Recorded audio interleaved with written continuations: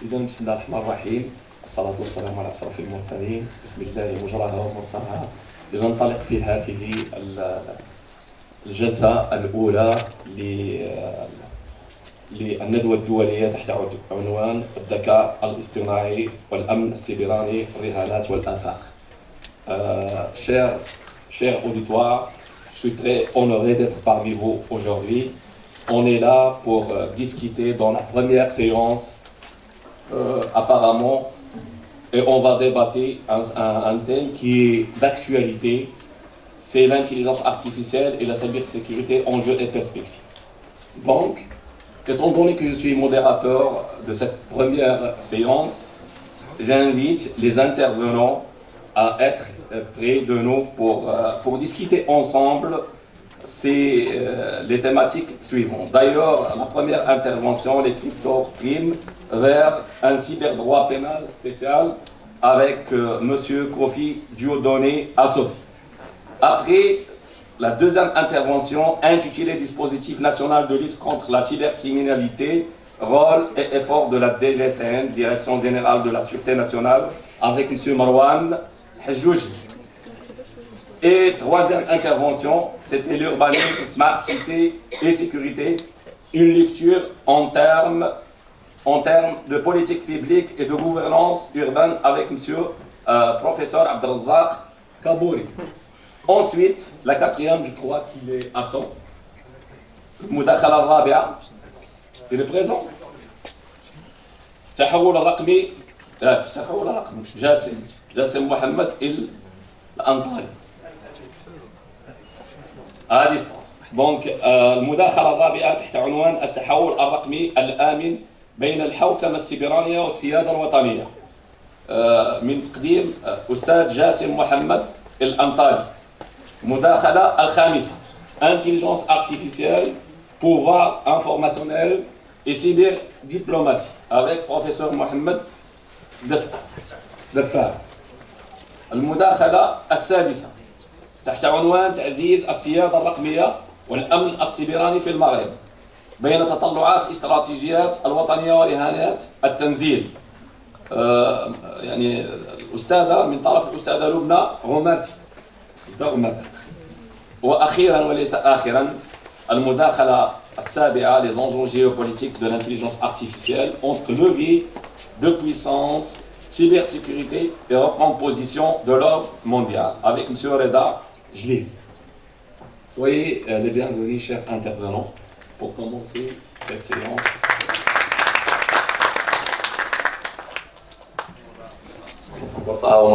On commence d'ailleurs par l'intervention numéro 1, les crypto-crimes vers un cyberdroit pénal spécial avec M. Kofi Dieudonné Assovi, diplomate et ministre des Affaires étrangères, hors classe, directeur général de la CAFRAD. Soyez le bienvenu, cher Assovi, et à vous la parole de nous décrypter les crypto-crimes. Il faut les décrypter, les déchiffrer, et par la même occasion vers un droit pénal spécial. Je ne crois pas qu'il y ait un droit pénal spécial pour le moment. Merci, Monsieur le Président de ce panel. Mesdames et Messieurs, en vos rangs, grades de qualité, chers professeurs et chers professeurs avec eux, pour que les féministes ne nous tassent pas de misogyne. Donc, je salue tout le monde. Alors, le thème sur lequel je souhaiterais qu'on échange, parce que nous avons la science infuse, c'est les crypto-crimes vers un droit pénal spécial. Alors, nous avons déjà à la séance inaugurale pris conscience d'un élément qui est fondamental, qui est l'existence aujourd'hui de cyberespace. Et ce cyberespace est connecté avec le monde physique où les individus restant dans le monde physique opèrent dans le cyberespace. Ça, c'est la première dimension qu'il faut prendre en compte. Est-ce que ma communication a pour objectif de jeter les bases ontologique, c'est-à-dire c'est quoi le cybercrime, comment y remédier, quelle est la méthodologie à utiliser, quelles sont les théories à l'œuvre aujourd'hui pour contrer ce phénomène. Et j'irai de façon synthétique pour proposer 3 solutions sur lesquelles nous allons échanger lors des débats. Donc, mais avant, j'ai extrait un message de Sa Majesté le roi Mohamed VI, que Dieu l'assiste, que je souhaite, qu'il avait déjà présenté en 2023, qui dit ceci: c'est dans cet esprit que nous inscrivons notre vision du développement au Maroc. Nos atouts se fondent sur l'histoire millénaire de notre pays, sur son statut de terre de paix, de brassage civilisationnel et de cohabitation de religions et de cultures. Ils sont favorisés par une position géographique au carrefour de l'Afrique, du Moyen-Orient et de l'Europe. Notre approche privilégie l'ouverture économique, la coopération. D'ailleurs, nous nous inscrivons dans les différents agendas mondiaux en termes de développement économique, de lutte contre le changement climatique, aussi bien dans le combat contre le terrorisme, le blanchiment de capitaux et la montée de l'insécurité cybernétique qui engendre la révolution digitale. Nous avons en particulier fait de la coopération sud-sud notre axe d'ouverture prioritaire et nous procédons en cela selon une démarche de co-développement avec les pays frères et amis du continent. Fin de citation. Donc, c'est avec cette citation que j'introduis ma communication, puisqu'elle cadre avec ce que nous voulons dire. Alors, si je reviens sur ma communication proprement dit, je disais qu'il y a 3 solutions que j'ai proposées à travers tout ce qu'il y a, on aura à dire ici. Et la première solution proposée, c'est d'abord l'élaboration d'un corpus de règles juridiques pénales au niveau national, c'est-à-dire au niveau de chaque pays, au niveau régional, au niveau de l'Afrique et au niveau mondial.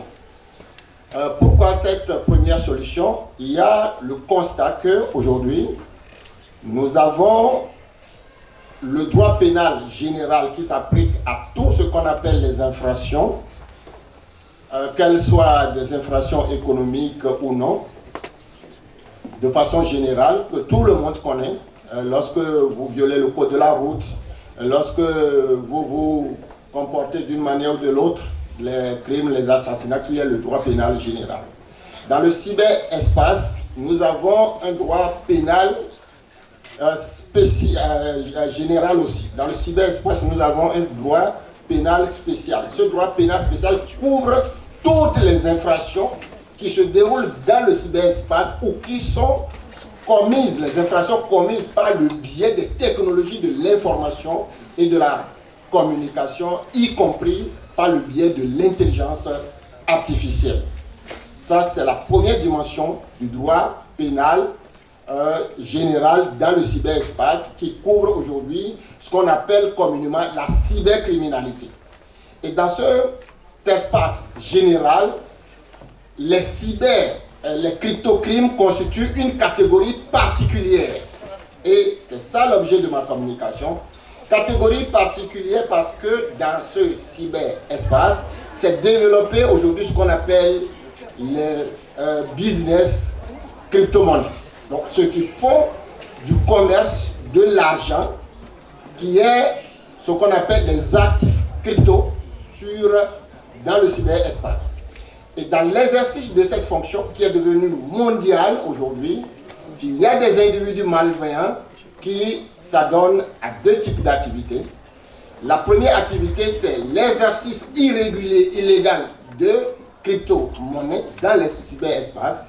Et le deuxième type d'infraction, c'est qu'on utilise l'argent ou les crimes de premier niveau pour commettre d'autres crimes comme le financement du terrorisme, le blanchiment de capitaux et même on va jusqu'à la déstabilisation des États et la remise en cause de la souveraineté des pays, parce que cet espace qui est caractérisé par son caractère réticulaire, c'est-à-dire qui échappe à toutes les frontières, est difficile à contrôler. Donc voilà, du point de vue ontologique, ce qu'on appelle aujourd'hui de façon spécifique les cryptocrimes, qui sont des crimes liés à l'utilisation irrégulière ou illégale, ou des crimes qui sont commis dans l'exercice d'une activité régulière, mais tournée vers le financement du terrorisme, l'anarque ou l'escroquerie en ligne et bien d'autres infractions. Ontologiquement, voilà les faits. Alors, sur le plan de cette définition, est-ce qu'aujourd'hui les cryptocrimes existent? Oui, les cryptocrimes existent et constituent un défi dans le monde entier. Ils sont des éléments que j'ai illustrés dans ma communication.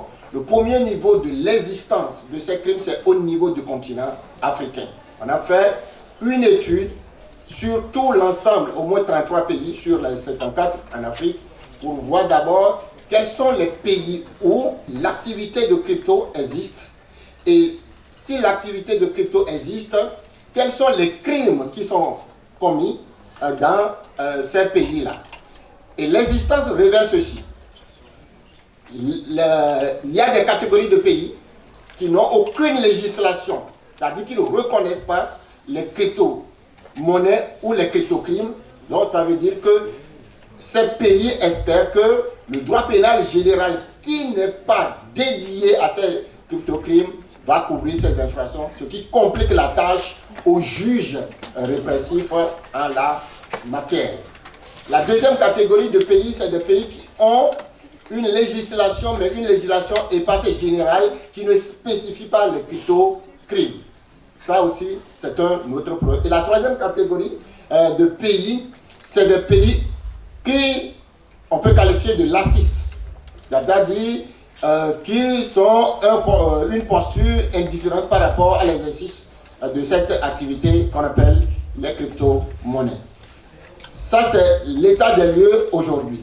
Donc, en matière de législation, en clair, au niveau des pays africains, il n'y a pas une législation pénale codifiée, intégrée au droit pénal général, qui est spécifiquement dédiée aux crypto-crimes. Le deuxième niveau de l'analyse, qui est l'analyse que je mets en deux, au niveau régional et au niveau mondial, c'est qu'on a aujourd'hui au moins 4 conventions. La première convention, c'est la convention du Conseil de l'Europe, qui traite de façon générale toujours de la cybercriminalité de 2001, le Conseil de l'Europe, qui a 2 protocoles additionnels qui concernent le racisme en ligne et la xénophobie en ligne. Donc c'est un corpus général qui n'est pas spécifié aux crypto-crimes.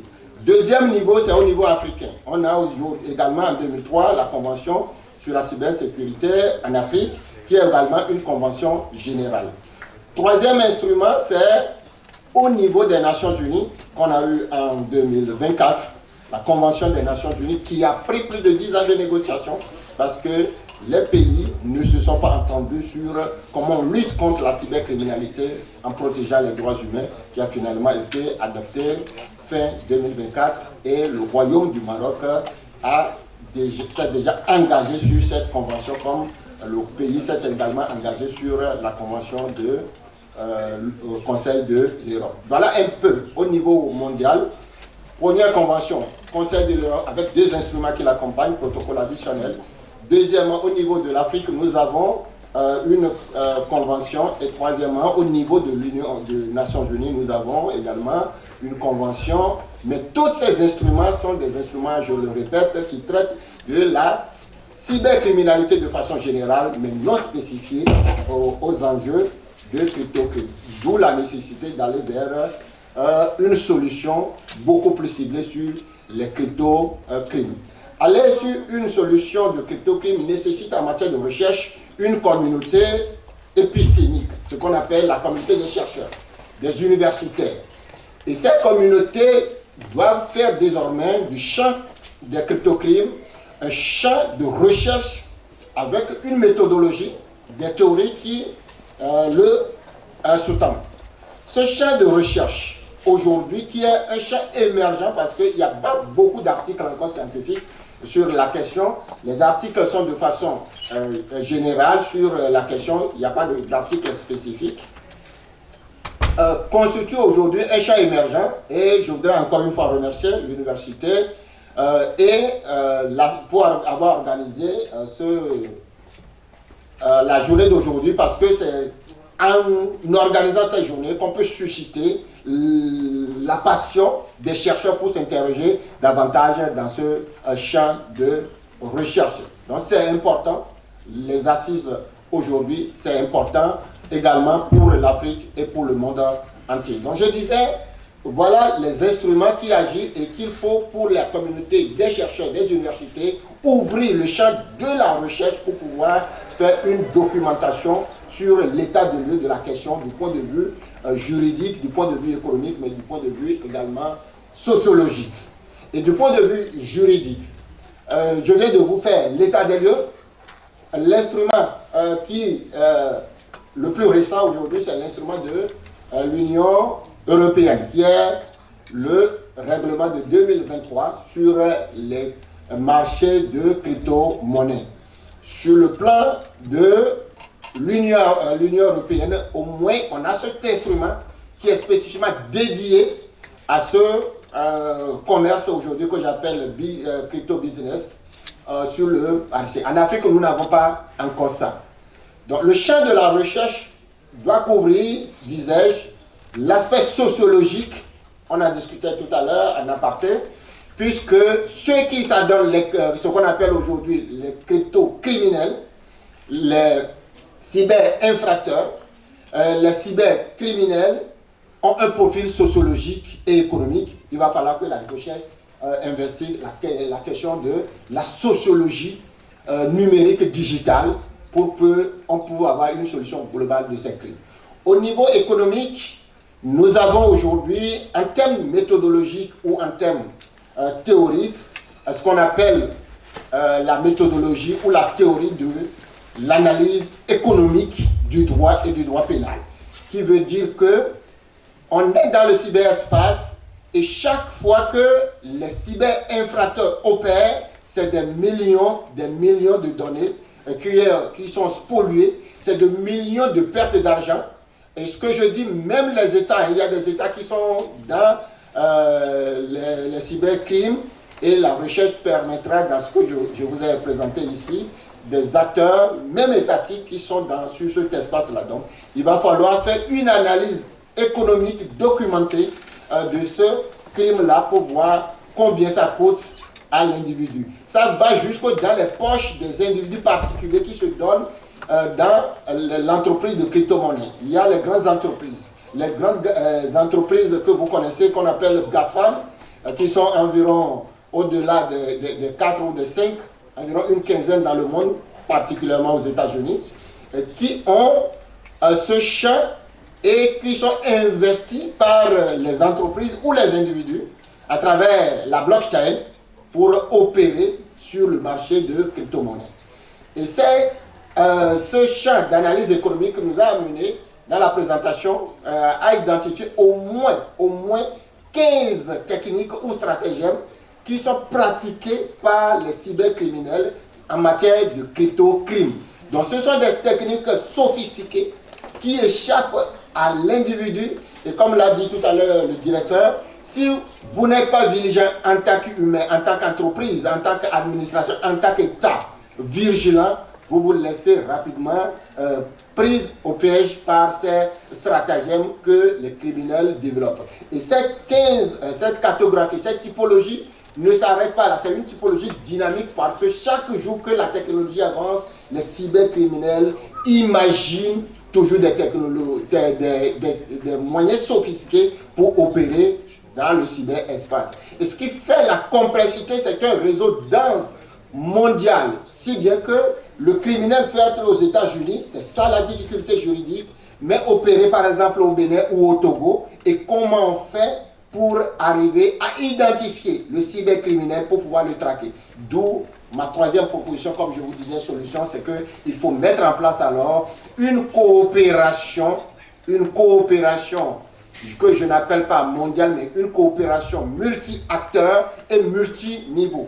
Multi-acteurs, ça veut dire qu'au niveau de chaque pays, nous avons la société civile, les chercheurs, les experts, les institutions de l'État et toute la communauté qui doivent se mobiliser. Au niveau mondial, nous avons les institutions juridictionnelles ou les institutions en charge de la police criminelle, comme JABA, le GAFI, toutes ces institutions. Dans chaque pays, il y a ce qu'on appelle la cellule ou un organe chargé du traitement de l'information financière. Et nous avons ici la direction générale de la sécurité des systèmes d'information. Autant d'acteurs qui doivent opérer avec les services de renseignement pour pouvoir constituer un réseau dense, développer également des outils aussi denses pour contrer ces moyens-là. Et l'un des outils aujourd'hui qui a un moyen très sophistiqué en matière de blockchain pour aller identifier ces gens, c'est BTM. Je vous ai présenté également ce modèle en ligne pour que c'est un modèle, c'est un outil qu'on peut utiliser, les renseignements utilisent pour pouvoir identifier ces chaînes-là. Mais les cybercriminels, autant ils sont, lorsqu'ils opèrent dans l'espace, ils se retirent dans un espace qu'on appelle darkness, c'est-à-dire qu'un espace où vous ne pouvez pas les identifier, si bien que les moyens pour y aller doivent être aussi sophistiqués. Donc, la coopération multi-acteurs et multi-niveaux est aussi importante pour pouvoir contrer le mal que constitue aujourd'hui les crypto-crimes qui utilisent l'espace cyber, mais également en interagissant dans le cyber, dans le monde physique. Vous suivez l'actualité la dernière fois, c'est une magistrate et sa maman qui a été kidnappée en France parce que le copain ou le fiancé ou le compagnon de la magistrate est basé à Dubaï et est dans les crypto-monnaies, l'entreprise de crypto-monnaies. Et on a constaté que les cybercriminels ont opéré, donc ils ont soutiré de l'argent dans l'espace et ils ont constaté que l'expert qui est à Dubaï a les technologies pour les détecter dans le cyberespace. Donc en crime de représailles, donc ils ont enlevé la maman et la magistrate et il a fallu que le monde physique, c'est-à-dire la gendarmerie et autres interviennent pour qu'on puisse aller prendre ces gens-là. Donc voilà un peu la complexité de ce crime aujourd'hui et qui nécessite la mise en place, l'urgence de la mise en place d'un cyberdroit pénal spécial qui est dédié à ce crime qui prend de plus en plus de l'ampleur et qui doit intégrer les trois solutions que je propose immédiatement, mais que je mets, les trois solutions que je mets sur la table pour qu'on puisse en discuter aujourd'hui pour pouvoir aller vers des recommandations pertinentes aussi bien pour le Maroc, pour toute l'Afrique et le monde. Pourquoi pas l'Afrique serait pionnière en matière de mise en place d'un droit pénal spécial et qui sera un droit spécial que les autres pays peuvent venir copier ou imiter. Pourquoi pas? Il faut qu'un jour nous puissions être pionniers, comme je l'ai dit dans mon introduction tout à l'heure. Donc, mesdames et messieurs, voilà un peu la synthèse de tout ce que je vous présente sur les crypto-crimes vers un droit pénal spécial ce matin. Je vous remercie.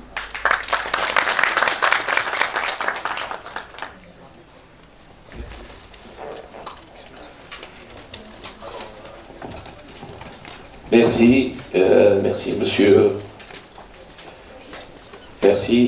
Assové, sur cette intervention très pertinente, étant donné que d'ailleurs la crypto-crime, vraiment c'est un vrai problème. Du coup, qu'il n'existe à ce moment-là aucun droit pénal cybernétique. Et d'ailleurs, on est en train de décliner la procédure pénale et le droit pénal de l'espace public au cyberespace. Vraiment, il y a un vrai problème. Il y avait un événement, je crois qu'une voiture, il y a un coup de circuit dans une voiture à côté d'un hôtel à Ifrane, et quelqu'un qui est élu dans la commune de Ifrane a dénoncé que c'est un acte terroriste, du coup, il a été interpellé par la police judiciaire. Du coup, que vraiment, et tous ceux qui ont mis M à cette information, ils ont été interpellés. Or, on est entre le marteau et l'enclume. On est entre le marteau de cette affaire judiciaire et en même temps, on est entre l'enclume des magistrats qui ne comprennent pas l'informatique ou bien des informaticiens qui ne comprennent pas le droit. Alors, vraiment, et lorsqu'on fait appel à un expert, il ne relate pas la vérité en tant que tel. Parce que, comme tu as dit, الجريمة فيها الركن المادي والركن المعنوي. وأنا درت جيم صافي راني أشيك بالإرهاب. Non. Donc vraiment, c'est un vrai problème. Et lorsqu'il s'agit d'une absence de la législation, on ne peut rien faire. Et on ne peut pas décliner ce qui est appliqué à l'espace public, le cyberespace.